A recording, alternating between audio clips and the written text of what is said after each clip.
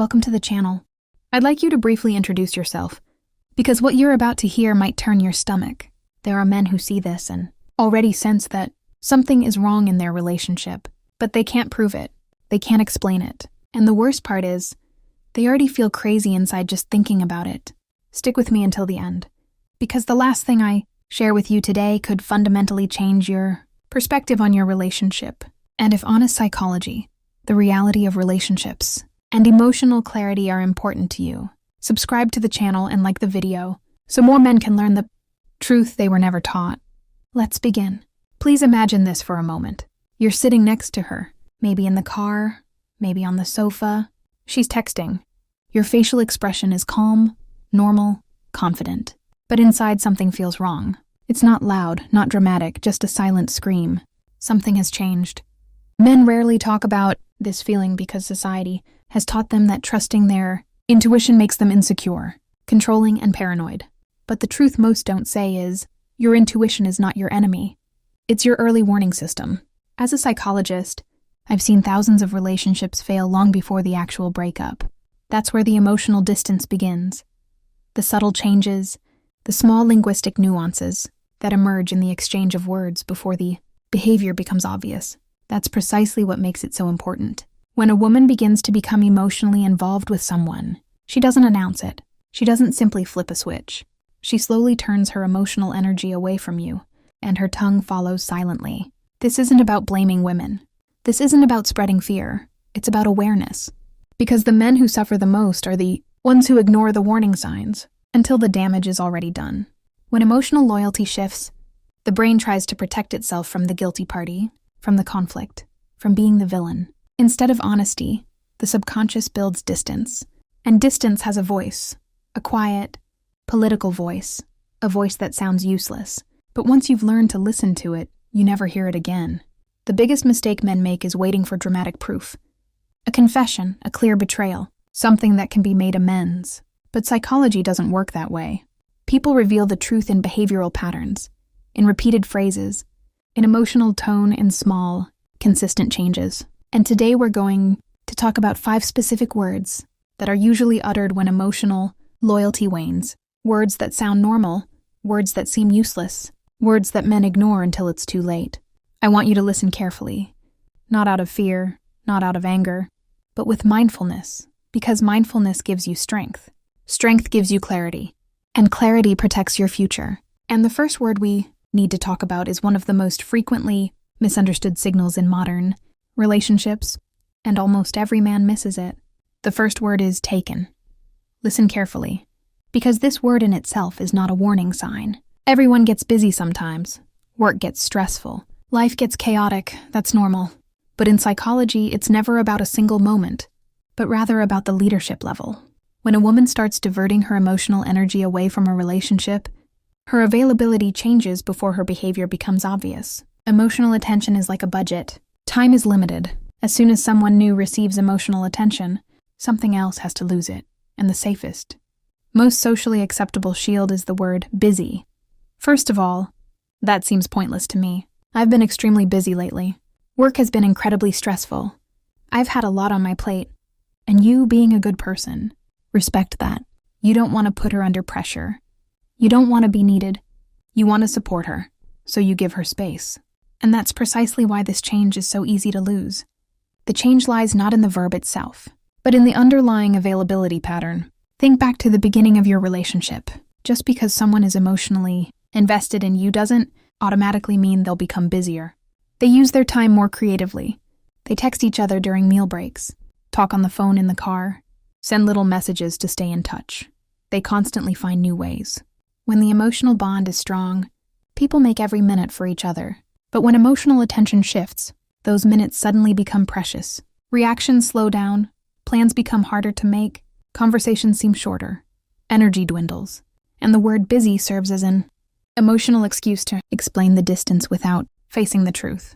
This is what many men fail to recognize. Emotional decline rarely feels dramatic from the inside out. She feels logical, justified, even innocent.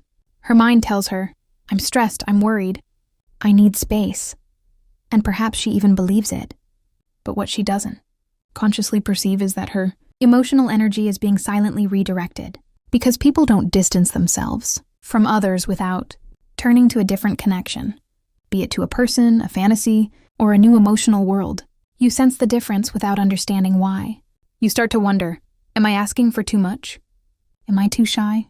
Maybe she's just stressed. So you lower your standards and expectations, suppress your intuition, and the distance grows quietly and subtly. The truth is simple, but uncomfortable. When someone longs for emotional closeness, they don't suddenly become completely unapproachable. They gradually become selectively available. And this selectivity in modern relationships always conceals the safest word, busy. But the next word is even more subtle and far more dangerous to ignore. The next word is friend.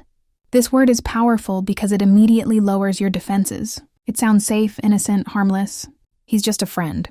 We're just friends. You don't need to worry. He's a co-worker, and the moment you hear that, you want to relax because you don't want to be the one who seems cold. You don't want to be the insecure partner. You want to trust him. But here's the point that many men never understand. Emotional bonds rarely manifest as romance at the beginning. They pretend to be friends. Every emotional story began with a conversation in which they felt safe.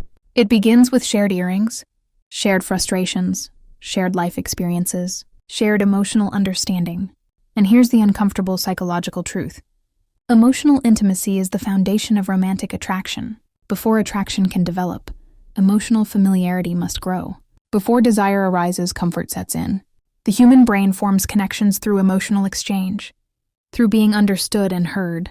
When you open up emotionally to new people, this naturally diminishes in other areas. Only a limited amount of emotional energy remains.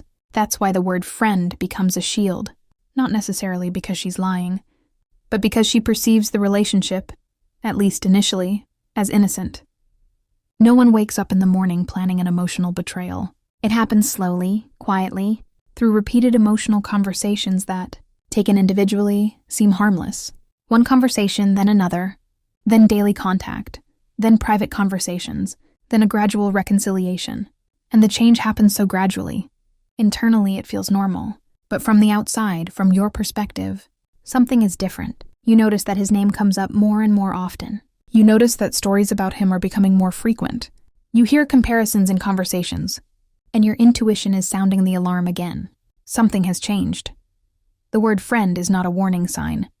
The shift in emotional priorities stems from the fact that friendships, in general, don't require secrecy, emotional defensiveness, or constantly shifting boundaries. Healthy friendships are transparent, uncomplicated, and open. But when emotional boundaries blur, a subtle defense mechanism can emerge. You ask a simple question, and the answer seems clearer than expected. You express mistrust, and the reaction appears more intense than the situation warrants. You feel a wall where there was once an opening, and suddenly you feel like the provider in your own relationship. In this quiet moment, many men begin to feel replaced, not physically, not officially, but emotionally. Emotional replacement always precedes physical replacement. The next word reveals when emotional distance transforms into emotional independence and has a deeper impact than many men expect. The next word is space. Hardly any other word sounds more reasonable, mature, or emotionally intelligent. I need space. I need time to think. I want to concentrate for a while. And again, this word isn't automatically a bad thing. Healthy relationships allow for freedom. Personal development is important. Independence is important, but remember what we said before. Psychology is about models and timing. When the emotional connection is strong, the space feels safe. It feels temporary. It feels like a space of freedom within a secure connection.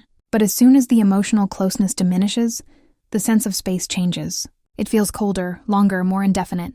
And this difference is crucial. When a woman feels emotionally connected to her partner, the space usually acts as a source of security. I need some time, but I love you. I'm stressed, but everything's okay. I just need to recharge, not switch off. Calming naturally goes hand in hand with distance, as long as the emotional bond remains intact. However, when emotional loyalty begins to shift, distance usually occurs without the associated emotion. Calming then becomes an integral part of the process. She becomes vague, open, emotionally silent.